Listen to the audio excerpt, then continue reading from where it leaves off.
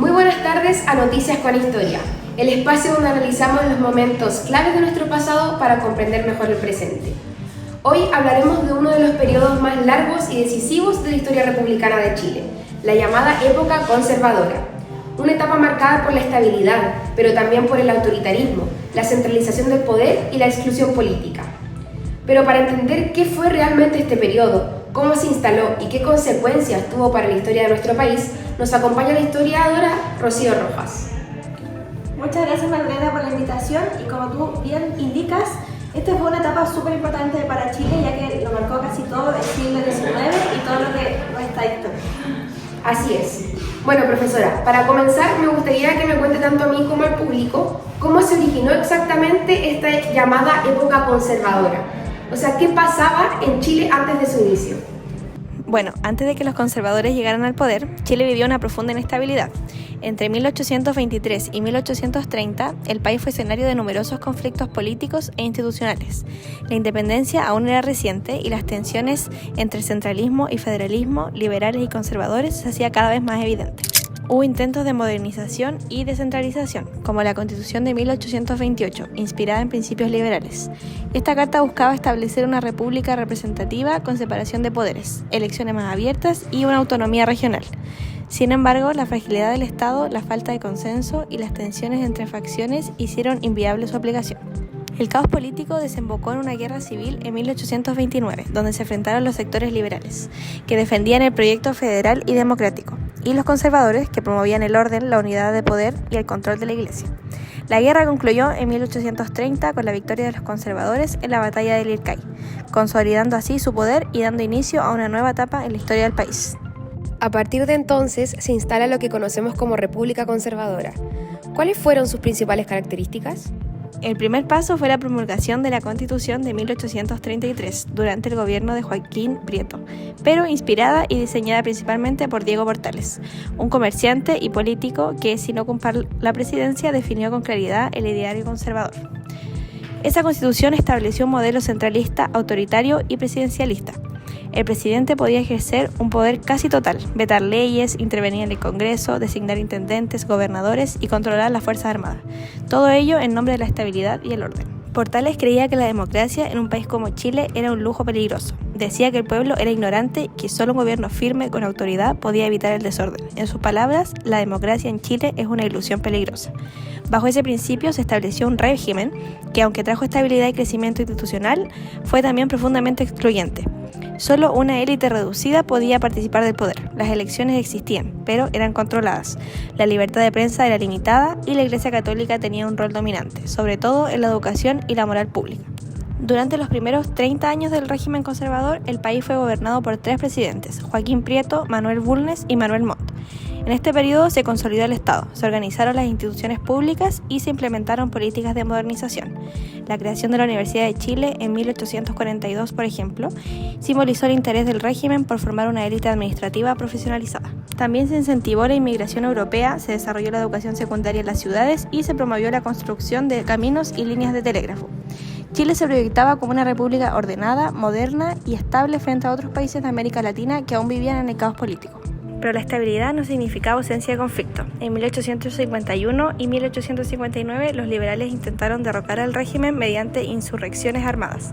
Ambas fueron aplastadas. Sin embargo, expresaban el malestar que ya se venía gestando frente a un sistema que no permitía la participación efectiva de las mayorías. En paralelo, Chile también se proyectaba militarmente. En 1836, Portales impulsó la participación del país en la guerra contra la Confederación Perú-Boliviana, que terminó en 1839 con la victoria chilena. Aunque Portales fue asesinado antes del final del conflicto, su figura se convirtió en un símbolo de sacrificio por el orden nacional.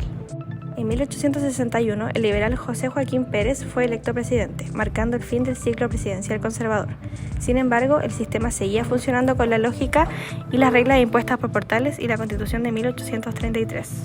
Durante los años siguientes, Chile enfrentó transformaciones sociales y económicas profundas. La expansión minera en el norte, el crecimiento del comercio, el desarrollo del salitre y la educación formaron una nueva clase media ilustrada, que comenzó a exigir mayores espacios de participación política. La Guerra del Pacífico entre 1879 y 1884 fue otro hito clave. Chile derrotó a Perú y Bolivia, anexando territorios ricos en salitre. Esto trajo beneficios económicos, pero también agudizó las desigualdades sociales y fortaleció una oligarquía minera y comercial que terminó dominando el Congreso. En 1891, el conflicto entre el Congreso y el presidente José Manuel Balmaceda estalló una guerra civil. Balmaceda intentó implementar reformas modernizadoras, ampliar la educación pública y frenar los abusos del Parlamento, pero fue acusado de autoritario. El resultado fue su derrota, su suicidio y el colapso del régimen presidencialista que había dominado Chile por más de medio siglo. Con ello se puso fin a la República Conservadora y comenzó una nueva etapa, la República Parlamentaria, donde el poder pasó al Congreso. La República Conservadora dejó un legado ambivalente. Por un lado, consolidó al Estado chileno, fortaleció las instituciones, impulsó la estabilidad y proyectó una imagen de orden frente al resto del continente. Pero por otro lado, limitó severamente la participación política, concentró el poder en manos de una élite y mantuvo una relación estrecha entre la Iglesia y el Estado. Fue un sistema funcional para unos pocos, pero ajeno para la gran mayoría del país. Durante toda la República Conservadora, la Iglesia Católica no solo fue una institución espiritual, sino también un actor político y social de gran peso. Tenía el control casi total de la educación, influía en decisiones de gobierno y dictaba normas morales sobre la vida pública y privada. Las leyes impedían el matrimonio civil y restringían la libertad de culto. Recién en las décadas finales del siglo XIX comenzó a discutirse con fuerza la necesidad de separar la Iglesia del Estado, pero durante la República Conservadora esa idea era considerada casi una amenaza. ¿Y qué pasaba con la participación política? ¿La gente común podía votar? En teoría sí, la Constitución de 1833 establecía un sistema electoral indirecto. Los ciudadanos varones que supieran leer y escribir y tuvieran cierto nivel de renta podían elegir electores, y estos elegían a las autoridades, pero en la práctica el sistema estaba controlado.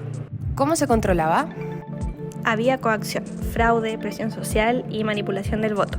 Los intendentes y los gobernadores designados por el presidente intervenían activamente en los procesos electorales para garantizar resultados favorables al régimen. Pero mientras tanto, ¿cómo era la vida cotidiana durante la República Conservadora? Era una sociedad profundamente desigual. La élite vivía en ciudades como Santiago o Valparaíso, con acceso a educación, cultura y redes de poder. En contraste, la mayoría de la población vivía en el campo, en condiciones precarias, sin acceso a la educación ni a servicios básicos. ¿Y las mujeres? Las mujeres estaban completamente excluidas de la vida política. Su rol era doméstico y subordinado. La educación femenina era mínima y siempre bajo supervisión religiosa. Recién, hacia finales del siglo XIX, empezaron a surgir voces que pedían una mayor participación de las mujeres en la sociedad. A pesar del control, ¿hubo espacios de debate o pensamiento crítico? Sí, aunque limitados. Durante el siglo XIX surgieron revistas, sociedades literarias y círculos intelectuales que debatían sobre el progreso, la libertad y la educación. Muchos de esos espacios eran liderados por liberales y fueron claves para impulsar el cambio político posterior. Entonces, incluso dentro de ese sistema cerrado, ¿comenzaron a gestarse las ideas que pondrían fin a la República Conservadora? Exacto, la semilla del cambio estaba en marcha.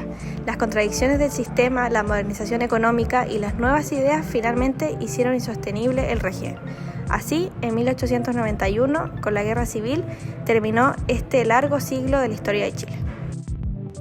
Profesora, muchas gracias por acompañarnos y por ayudarnos a entender esta etapa tan fundamental de nuestra historia. Siempre es importante revisar la historia de nuestro país, Mariana. Gracias por la invitación. Así es. Esto fue Noticias con Historia. Nos reencontraremos en una próxima edición. Hasta pronto.